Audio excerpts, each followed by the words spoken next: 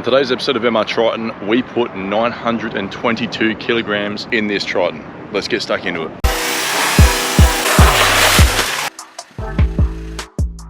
So if you're a regular viewer of my YouTube channel, you will know that I'm doing house renovations as well as trying to modify this ute. And so this ute gets used for more than just camping.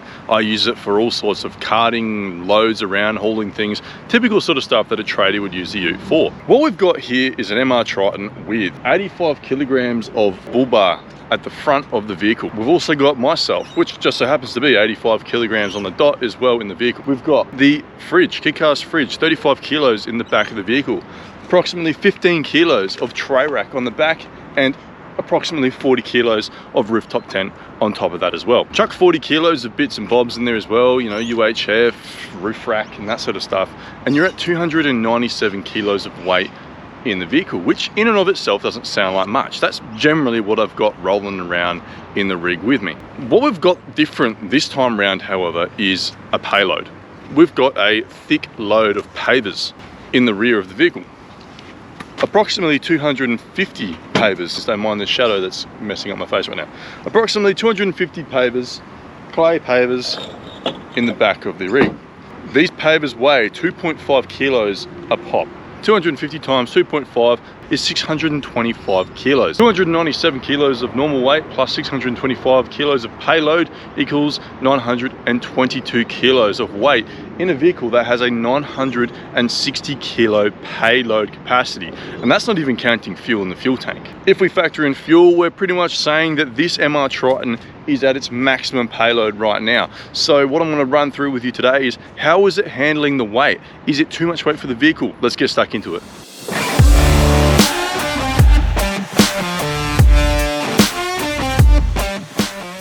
Now at a glance, in terms of load distribution, what we've gone and done is we've put the pavers as far back against that rear wall of the cab as possible. We've got the fridge here in the way, could have removed it but couldn't be bothered. Therefore, we've got a favourable or a preference of weight on the rear right of the vehicle. The tyres also, being at 40 psi, are looking pretty squishy right now. And what are those front springs looking like? As you can see, there's not much weight sitting on them at all. So when you're driving this vehicle, the first thing I noticed, and the first thing you'll notice as well, is that it's feeling quite light at the front, really light on the steering. So being that the vehicle's designed to hold this kind of weight, and it being a ute, you should be able to chuck a bunch of pavers in the back, it doesn't handle that well. And I'm not overly impressed by this. At a glance, the vehicle looks like it's sitting okay. You can definitely tell that there's a fair bit of weight in the rear of the vehicle, and the front of the vehicle is definitely light on. Keeping in mind that the front of the vehicle's got the engine, the bull bar, me sort of midway through. So why does the front of the vehicle sit so high and the rear of the vehicle sits so low? That's where our rear axle overhang really kicks in here. As you can see, most of the weight or most of the pavers are up the front of the tray of the vehicle. We've only got a few pavers behind that rear axle.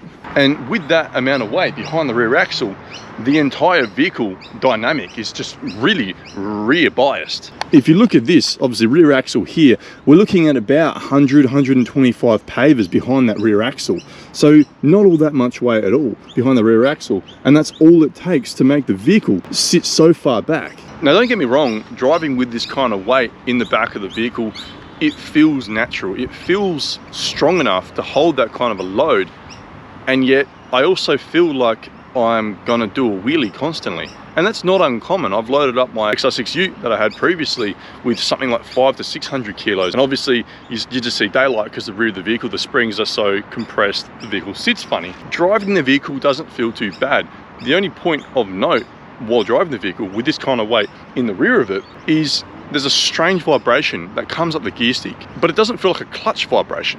It feels like a driveline vibration. Having experienced clutch slip with other vehicles before, it's not a clutch slip, it's a strange driveline vibration that I can't quite put my finger on what exactly the cause of this vibration is. So if you've got any ideas as to what it could be, please feel free to let me know. Now, don't get me wrong, I'm not here to hang crap on the MR Triton. It's a great vehicle and it's performing to the best of its ability. It's performing as designed. It's just a factor of the rear axle overhang and the weight distribution that causes the vehicle to react to the load in this way.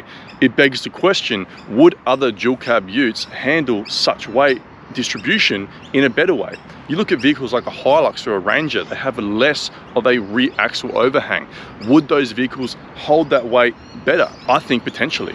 I personally believe that a majority of the issues here are caused by the overhang. It's worth noting that Mitsubishi has specified a payload, a maximum payload including the driver and whatever other load you've got in the vehicle, of 960 kilograms. And what we've got in my vehicle right now is 922 kilograms. If I had a missus in the car, if I had some kids in the car, the weight's going to go up considerably as well.